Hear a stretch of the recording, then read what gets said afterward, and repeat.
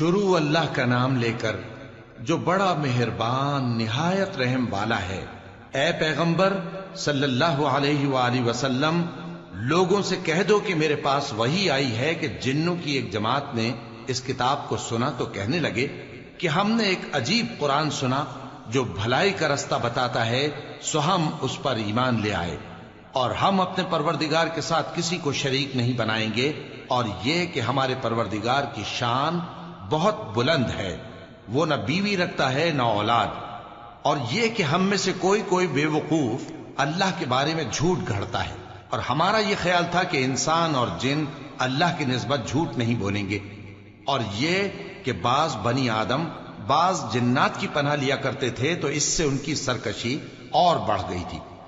اور یہ کہ ان کا بھی یہی اعتقاد تھا جس طرح تمہارا تھا کہ اللہ کسی کو نہیں زندہ کرے گا، اور یہ کہ ہم نے آسمان کو ٹٹولا تو اس کو مضبوط چوکیداروں اور انگاروں سے بھرا ہوا پایا، اور یہ کہ پہلے ہم وہاں بہت سے مقامات پر فرشتوں کی باتیں سننے کے لیے بیٹھا کرتے تھے، اب کوئی سننا چاہے تو اپنے لیے انگارہ تیار پاتا ہے، اور یہ کہ ہمیں معلوم نہیں کہ اس سے اہل زمین کے ساتھ برائی مقصود ہے یا ان کے پروردگار نے ان کی بھلائی کا ارادہ فرمایا ہے، اور یہ کہ ہم میں بعض نیک ہیں اور بعض دوسری طرح کے،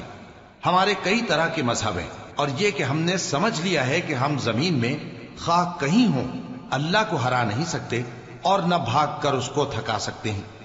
اور جب ہم نے ہدایت کی کتاب سنی اس پر ایمان لے آئے، سو جو شخص اپنے پروردگار پر ایمان لاتا ہے تو اس کو نہ نقصان کا خوف ہے نہ کسی طرح کے ظلم کا، اور یہ کہ ہم میں بعض فرما بردار ہیں اور بعض نافرمان ہیں، تو جو فرما بردار ہوئے وہ سیدھے رستے پر چلے اور جو نافرمان ہوئے وہ دوزخ کا ایندھن بنے۔ اور اے پیغمبر صلی اللہ علیہ وآلہ وسلم، یہ بھی ان سے کہہ دو کہ اگر یہ لوگ سیدھے رستے پر رہتے تو ہم ان کے پینے کو بہت سا پانی دیتے تاکہ اس سے ان کی آزمائش کریں، اور جو شخص اپنے پروردگار کی یاد سے منہ پھیرے گا وہ اس کو سخت عذاب میں داخل کرے گا، اور یہ کہ مسجدیں خاص اللہ کی ہیں تو اللہ کے ساتھ کسی اور کی عبادت نہ کرو، اور جب اللہ کے بندے یعنی یہ پیغمبر صلی اللہ علیہ وآلہ وسلم اس کی عبادت کو کھڑے ہوئے تو کافر ان کے گرد ہجوم کر لینے کو تھے۔ اے نبی صلی اللہ علیہ وآلہ وسلم، کہہ دو کہ میں تو اپنے پروردگار ہی کی عبادت کرتا ہوں اور کسی کو اس کا شریک نہیں بناتا، یہ بھی کہہ دو کہ میں تمہارے لیے نہ کسی نقصان کا اور نہ نفع کا کچھ اختیار رکھتا ہوں، یہ بھی کہہ دو کہ اللہ کے عذاب سے مجھے کوئی پناہ نہیں دے سکتا اور میں اس کے سوا کوئی جائے پناہ نہیں پاؤں گا، ہاں اللہ کی طرف سے احکام کا اور اس کے پیغاموں کا پہنچا دینا ہی میرے ذمہ ہے، اور جو شخص اللہ اور اس کے پیغمبر کی نافرمانی کرے گا تو ایسوں کے لیے جہنم کی آگ ہے، وہ ہمیشہ ہمیشہ اس میں رہیں گے، یہاں تک کہ جب یہ لوگ وہ دن دیکھ لیں گے جس کا ان سے وعدہ کیا جاتا ہے، تب ان کو معلوم ہو جائے گا کہ مددگار کس کے کمزور ہیں اور شمار کن کا تھوڑا ہے۔ کہہ دو کہ جس دن کا تم سے وعدہ کیا جاتا ہے میں نہیں جانتا کہ وہ عنقریب آنے والا ہے یا میرے پروردگار نے اس کی مدت دراز کر دی ہے،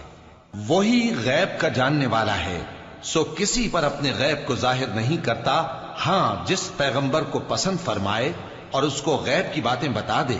تو اس کے آگے اور پیچھے نگہبان مقرر کر دیتا ہے تاکہ معلوم فرمائے کہ انہوں نے اپنے پروردگار کے پیغام پہنچا دیے ہیں، اور یوں تو اس نے ان کی سب چیزوں کا ہر طرف سے احاطہ کر رکھا ہے اور ایک ایک چیز گن رکھی ہے۔